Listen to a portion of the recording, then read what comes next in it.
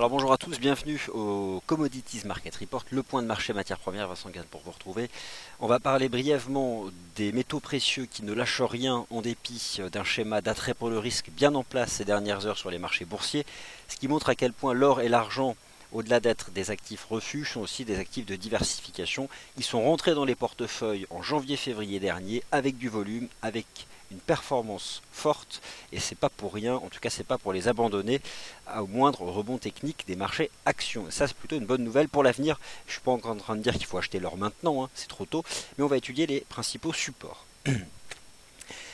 Sur les marchés boursiers, c'est donc l'attrait pour le risque, rebond technique de court terme, permis par la levée de certaines incertitudes politiques. Au Japon, donc l'équipe gouvernementale en place qui est confirmée par un vote favorable au Sénat. Au Royaume-Uni, alors que le marché attendait un nouveau Premier ministre en septembre prochain, normalement, si tout va bien, dès demain on sera fixé. Mais derrière suivra l'incertitude quant à l'application ou pas à court terme de l'article 50. Donc ça peut être, attention, hein, ça pourrait rapidement rebaisser.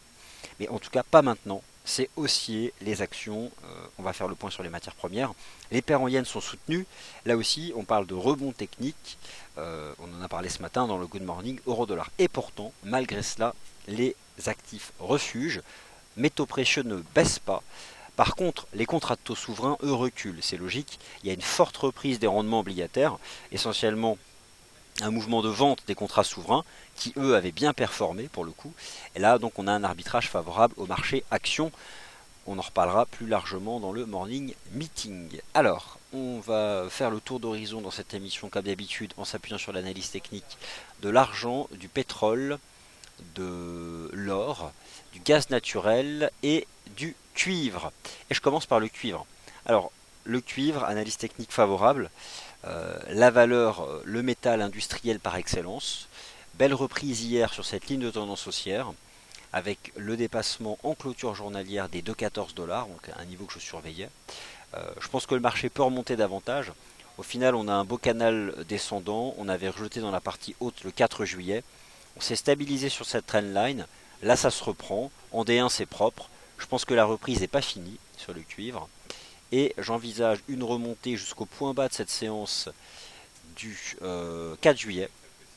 Donc on voit aussi que c'est un pivot horizontal qui a été travaillé à de nombreuses reprises. Voilà, donc en pratiquant simplement du chartisme simple, avec le RSI pour le momentum et ici la moyenne mobile à 20 jours. Donc toujours les fameuses moyennes mobiles à 20 et 50 périodes, quel que soit l'horizon de temps sur lequel on travaille. En soutien, avancer donc des indicateurs de tendance, du momentum de marché qui se reprend, ce qui signifie que l'angle de la tendance haussière tend à s'accélérer. Ça c'est une bonne chose. En plus il rebondit sur 50 et en tendance haussière le niveau des 50 c'est un support pour le RSI. Je vise donc de 20 $ à court terme sur le cuivre.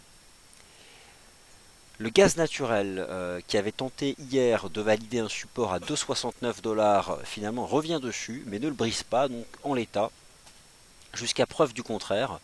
J'aurais tendance à dire que tant qu'on est au-dessus du niveau des 2,69 $, moi je vais garder le cap. En données journalières, on voit que le RSI revient se poser sur 50. C'est quand même un niveau que le marché préserve depuis mars dernier, au-dessus duquel on a davantage de variations positives que de variations négatives. Je vais positionner la moyenne mobile à 20 jours. Donc voilà, ça fait partie des quelques indicateurs que je positionne. Alors on voit que par contre le marché la travaille, mais souvent en passant dessous, c'est un piège. Donc bon, je dois admettre que la séance d'hier en l'état, elle est pas positive, hein, puisqu'on a bien reversé, on est retombé dessus. Mais à nouveau, le marché tente de préserver les 2,69,25. Donc moi j'ai pas changé d'avis. Au-dessus de 2,69,25 $, je reste haussier et j'invalide par contre en cassure de cette oblique. Le pétrole, alors le pétrole a un peu baissé hier, c'est vrai qu'on a donné un signal négatif en cassant les 45,81. Par contre, on voit que la baisse commence à ralentir. C'est pas, enfin, on peut pas vraiment parler de div, hein, mais il y a une chose qu'on a notée hier si vous avez lu le papier, CAC Gold WTI, c'est la présence de la moyenne mobile à 20 semaines, donc qui est propre. Vous l'avez ici en données journalières. Donc attention, c'est la moyenne mobile à 20 semaines mise sur un graphique en données journalières. Et on voit que le marché se stabilise au-dessus. Alors, pas de signal d'achat là sur le pétrole, mais je dirais qu'au fond, c'est plus neutre que ce que j'envisageais. Et au final, on a un range qui se forme entre la résistance, qui est une vraie résistance, à 45-80 $, qui a été brisée suite à la publication des stocks de brut US jeudi dernier à 17 h et des stocks d'essence, pourtant qui n'ont pas beaucoup manqué le consensus, mais on a une réaction violente. Surtout aussi parce que le dollar US est fort, faut pas l'oublier le dollar, avec le bon rapport à NFP. Et à court terme, le dollar est un peu vendu parce qu'il y a une reprise des devises européennes. Rappelez-vous, la réaction du marché après le Brexit, ça avait acheté du dollar par défiance vis-à-vis du GBP, de l'euro et du franc. Là, le dollar, il est un peu vendu parce que les devises européennes sont soutenues par la levée d'une certaine incertitude politique au Royaume-Uni. Mais une fois le Premier ministre choisi, il y aura encore l'incertitude, donc je reste quand même méfiant. Moi, sur l'euro-dollar ou le dollar US, je pense qu'on est surtout en range plus qu'autre chose. Il y a beaucoup mieux à faire actuellement sur le forex que d'aller sur le dollar ou l'euro-dollar, hein, vous le savez, notamment sur les paires en yens. Et on en a beaucoup parlé dans le Good Morning Euro-Dollar et j'en reparlerai dans le Morning Meeting.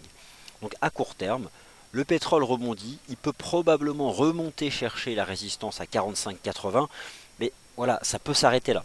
La seule chose qui serait positive sur le pétrole, ce serait de dépasser à la hausse les 45,80. Et alors là, ça veut dire que le marché aura bien rebondi sur la MM 20 semaines, et derrière, ça repart. On verra. Mais donc pour l'instant, plutôt quelque chose de neutre. D'ailleurs, je détermine aussi sur le plan chartiste un range ici sur l'indicateur technique RSI en données 4 heures. Et donc un trading range qui va se former entre MM 20 semaines et la résistance à 45-80 $. Donc voilà. Et dans l'immédiat, avec c'est vrai le rebond du GBP, ça peut au moins durer jusqu'à demain, mais attention à quelque chose, pourquoi pas une stratégie qui serait la suivante. D'ici demain, le GBP remonte avec le choix à venir du Premier ministre, et jeudi, la Banque d'Angleterre baisse ses taux, et là à nouveau le GBP sous pression. C'est pourquoi je surveille l'euro GBP en retour sur support, ou le GBP USD bientôt sous résistance. Mais c'est trop tôt. À court terme, l'esprit c'est, le Royaume-Uni va choisir un nouveau Premier ministre, ça rassure un peu. Mais dès jeudi, la Banque d'Angleterre pourrait baisser ses taux et remettre le GBP sous pression. Il va falloir être précis sur le timing. En tout cas, là, c'est trop tôt.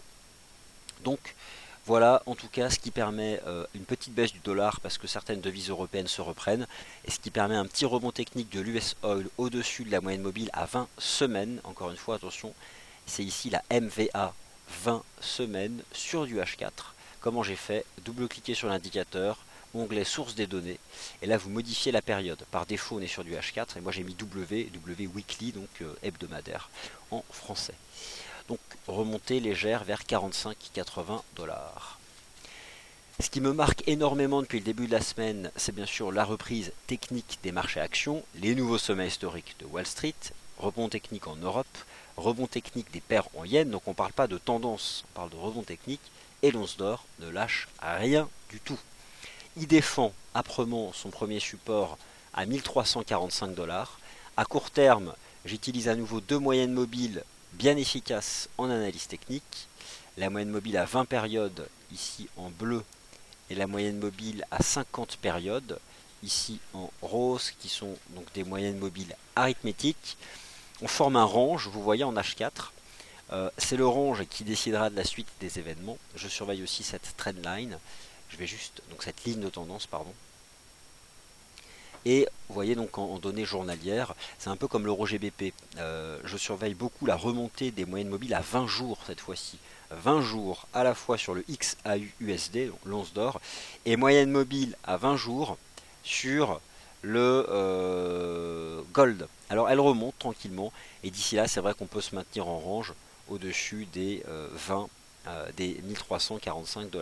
Et je pense que je vais devoir reparamétrer mon logiciel parce que je l'ai mis à jour, mais j'ai peut-être pas mis les bons paramètres, ce que je vais faire dans l'immédiat.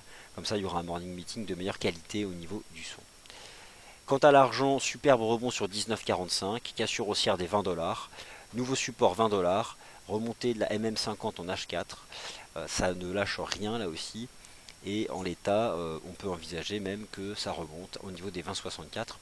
Le prochain signal d'achat technique sur l'argent, ce sera la cassure haussière des 20,64. Pour l'instant, c'est quand même bien orienté. Voilà, bah écoutez, je clôture ainsi le Commodities Market Report et on se retrouve dès 11 heures pour le morning meeting. Merci à tous.